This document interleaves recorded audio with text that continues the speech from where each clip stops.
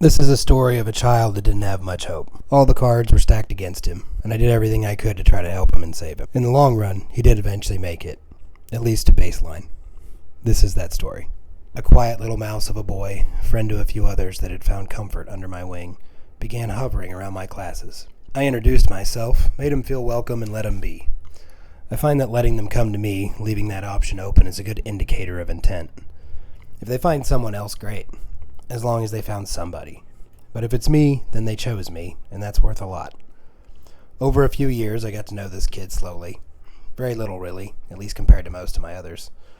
One thing I did notice, something was wrong. I couldn't have told you what, but it was there, just hoping to break free.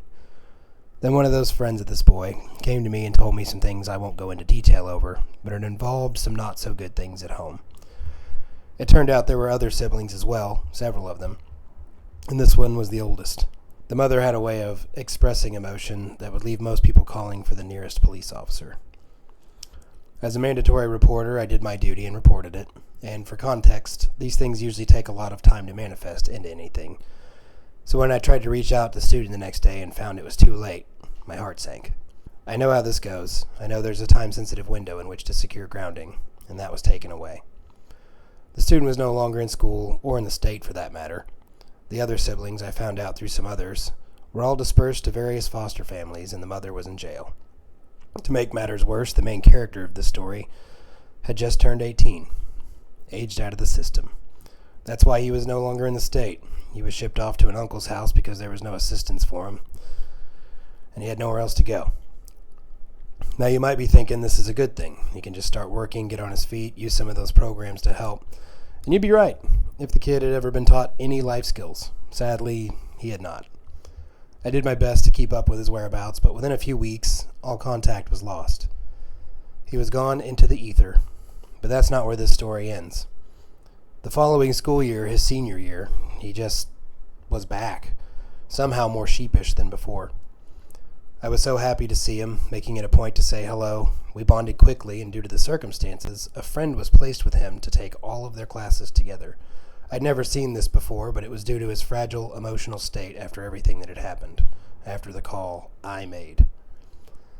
The year started off great, having him in 2 of my classes, 1 per day, so I saw him every day. It was a great way to keep him grounded and progressing, but then something I cannot explain happened. I don't know why this person ever existed in this boy's life, but they did. This person was an administrator, and we'll just call them Voldemort for all intents and purposes. For some reason, this person felt the need to go full authoritarian for the very limited time they were with us. I very much did not get along with them, and in large part, it was because of our main character in this story. Voldemort followed this boy through the halls, bullying him, literally. Yelling, punishing, ridiculing. I reported them to the State Department of Education, but nothing was ever done. At least, not that I know about. It wasn't just the boy in question that Voldemort bullied either. There were many others. I got parents and students alike to also report, even guiding them through the process in real time. Several of my coworkers and other staff reported them to the higher-ups in the school board. Eventually it worked, but bureaucracies move about as fast as frozen molasses. The already fragile state of our boy, paired with the not calm, not quiet, and not good presence of Voldemort, led him to dropping out of school entirely, to get away. I did my best to stay in touch through mutual contacts. I offered guidance, help finding a job or house, even teaching life skills, but it was too late. The boy had decided, at least for now, he was going to float through society until, well, I don't know what his endgame was. I just hope it wasn't that. I still keep my ear out, asking about him. Last I heard recently, he's on someone's couch, at least as at the time I'm writing this. Now that he's of legal drinking age, that's really all he wants to do. He is working jobs, but just long enough to have money for the habit, and then he quits. It won't be long, I'd imagine, before word spreads and he becomes unhireable in our small area. I continue to try to help this one, but as it stands now, I have failed him.